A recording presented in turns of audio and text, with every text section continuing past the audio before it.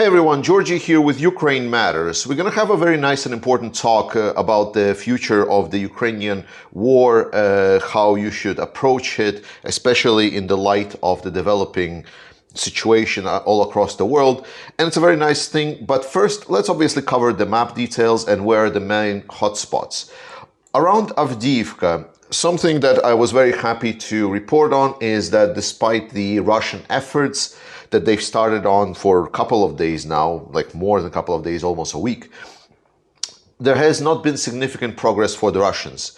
Main security and defense points of Ukrainians around Avdiivka are still holding. Russians have changed up their tactics a little bit, so they're still trying to attack and kind of build up on their successes. I'm very hesitant at calling it successes because some forward positions got captured, but that's about it. But their main effort right now is trying to build towards Stepove. Their main effort is to build towards Severne, to basically start encircling Avdiivka, and they're not going to be stopping it. They're adapting their tactics. They're not using as much mechanized force anymore. They're again trying to reduce the number of troops sent on the front lines. Basically, it's like a never-ending cycle with Russians. They just never learn. So all in all, we know that Russia has sustained enormous casualties on this direction. They have lost hundreds of vehicles, like even hundreds of them were absolutely surely confirmed with video evidence without even taking into account those that were not confirmed, and they have yet to take any major significant parts of defense fortification around Avdiivka. That's about it. I'm gonna keep you posted, and as soon as there is any major developments, I will definitely report to you. Something I need to talk about Avdiivka axis, where Ukrainians had their summer offensive ongoing, the main axis of attack. On this channel, my goal is to bring the optimistic pro-Ukrainian position. So whenever I'm reporting about the things that are happening on the ground, I want to report with ability to give a benefit of a doubt for Ukrainians, because Ukrainian command up to this point have been demonstrating a consistent knowledge about their operations and delivery of results. This has been now significantly reduced. So now I'm filtering a lot more from the information I'm getting from Ukrainian command.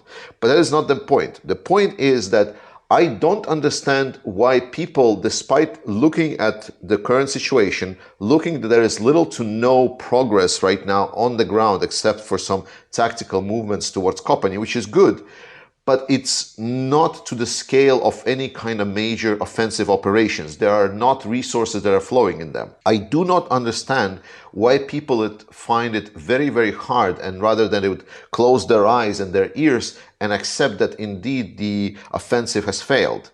Not when they started, the offensive failed because there was still a window of opportunity, but that window of opportunity didn't pay off for numerous amounts of reasons, like resources and stuff like that. It's not the point. The point is, accept the situation. You need to support Ukraine, yes, but also please stay in touch with reality. It's very important that Ukraine win this war in reality, rather than looking into some fantasy maps and operations where people were, pro-Ukrainian people, were drawing that Ukraine was already reaching Tokmak and was about to go to Melitopol. It was a little bit weird. So the southern offensive, the southern campaign of Ukraine, is done. Right now, it's not happening there. Right now, Ukraine is mostly in defensive stance. They're doing tactical actions with the resources that they have on the ground, but it's not going as a big offensive operations. Like, what defines an offensive operations is that there is like a more and more and more and more resources are getting added to make sure that the aggressive force stays on top of it. This is not happening at the south. Stop kidding yourself. Russians right now are on the offensive because they assume that Ukrainians are right now exhausted after their forces on the southern offensive, and they assumed that they now have the upper edge, which, as I said, from all the data that I had, they don't have enough power to overcome themselves. Obviously, you can say, Georgie, but you don't have the depth of information. Fair enough, and I can report only what I know. But from what I knew is that Russians are getting misrepresented information about how strong they are versus how strong Ukrainians are. And as we've seen right now, Russians indeed are trying to do the offensive actions around Avdiivka, but it's not really going that well, is it? What is the plan of Russians? Well, Avdiivka is a defensive position. Let's just go over this, like just so we know. One of the biggest pains of Russians is Vuhledar, which is right over here. The problem of getting Vuhledar is that it's a very nasty area for Russians to attack into it. That's why it's infamous for Russian losses around Vuhledar. So there is very little options for Russians to go through, because kind of the same defensive ridge also goes on the towards the west from Vuhledar. They would want to kind of encircle and flank Vuhledar, and the most favorable way to do it is from the east side. The problem of the east side of Vuhledar is that there was a major defense lines of Ukrainians, especially around Avdiivka and so on. These are fortifications that were there even since 2014. So they were built up, the fortifications over here, for over 8 years. And especially when we're talking about Marinka, it is still the first settlement to be taken. Russians would want to push Ukrainians out of Marinka so they can advance, then they flank Vuhledar, and therefore collapsing this whole line, basically clearing up a lot of logistics in the area and making things a lot easier for themselves. Unfortunately, it's not happening. So right now, Russians are trying to make sure that if they will be able to collapse Avdiivka, then their hope is that they would be able to essentially flank Staromikhailivka, flank Marinka, and kind of, put it from the north side and eventually collapse this whole section. That is their plan for this area. And Marinka, Avdiivka, and all of these other big settlements are just there as a big sore thumb for them to try to get through. It's very, very, very hard for them, but they really want it. As for the north side, so here are multiple options, multiple things that Russia wants. Russia obviously wants Liman, because Liman is a key. If Liman falls, then this whole area south becomes really, really, really hard for Ukraine to hold. So they would then be able to then advance and maybe start pressuring the big centers of Sloviansk and Kramatorsk. That's a very far-fetched, but that's what Russians want. Like, they don't care. So the goal is to get to Liman, is to try to get there, because that's where the highway goes to Liman, and Russians need to have highway to get some kind of reinforcements. The problem for Russians is Ukrainians here at the north and Ukrainians here at the south in the forest. That's why they're trying to do this multi-stage offensive. First part, what they want to do is they want to clear the northern part of this area. To get to this part, which is actually quite hard, because in between Russian positions and Ukrainian positions, there is like open field. Russians have tried driving through that open field, but it ended up with just their main forces, or some forces reaching these settlements that are around this body of water, but then any kind of additional reinforcements just getting obliterated on the way there, and eventually all of these attacks failed. So what Russians realized is that for them to work, they need to kind of get from the north side and move along this body of water. So right now, their goal is to undermine Ukrainian defensive positions in Makiivka and Nevske. And that is where they are right now concentrating their attacks on the north area. So towards Makiivka and Nevske. And so far, it's not going super well. But we are getting daily reports that our Russians are throwing additional forces, and right now, there is an unclear situation because, as I mentioned before, there isn't as much information that goes public from this area specifically. This is the Kupiansk area, because if they will be able to take Liman, maybe control Seversk, that will reinforce the Bakhmut area, that will stabilize the front line for the Russians and makes things for them a lot easier. Then Kupiansk. Russians are not specifically interested in Kupiansk here. More, they are interested in this little settlement, which is called Kupiansk-Vizlovy. So Kupiansk Vuzlovi is extremely relevant because this is like a railway hub. It's very, very relevant, and it can provide significant ease for Russians to get their logistics around.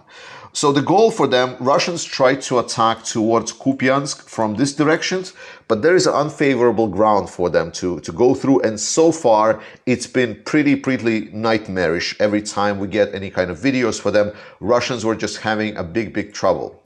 What they found is that a lot easier for them is when they're trying to move along the body, like this river, the Zherebets River, I believe it's called. So when they're, no, Oskil, this was Oskil, this was not Zherebets. So when they're moving towards, down the Oskil River, the problem of getting along the Oskil River is that they have reached their limits on movement down that river, because the issue is Sinkivka. Sinkivka is like a big fortification point for Ukrainians.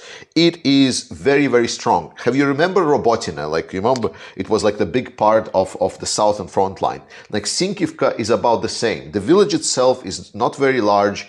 It's not that important of a village, but it's a huge fortifications. And the Russians then cannot advance, because if Sinkivka would not be there, they would be able to push through and maybe even completely cut off Kupiansk and secure. And this would undermine basically the whole northern part of this area, also cutting Ukrainian reinforcements through the highway and stuff like that. Basically, Sinkivka is the main part that is stopping right now Russian advance towards Kupiansk and everything else. And that's the goal of Russians in this area. And so far, Russians have been trying to reach Sinkivka, but Ukrainians are holding firm. And right now, while some forward-facing Ukrainian positions have been taken, the general knowledge is that Sinkivka, the main kind of hub, the main fortification line, has still yet to be reached.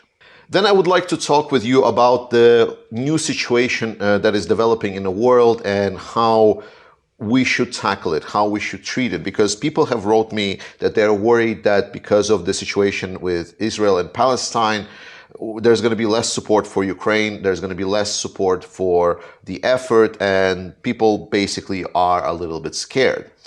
And what we need to understand is that Ukraine has been in the news cycle for over a year and a half. That is a long time. That is a very long time. And the unfortunate truth is that while in the first year there was still this understanding that Ukraine falling would really be huge problems for Western Europe, would be really huge problems for the world. Right now, they don't see it. Right now, they see that Russians don't really have the resources to take over Ukraine. They are struggling to battle for one settlement and one defensive positions right now, for example, around Avdiivka.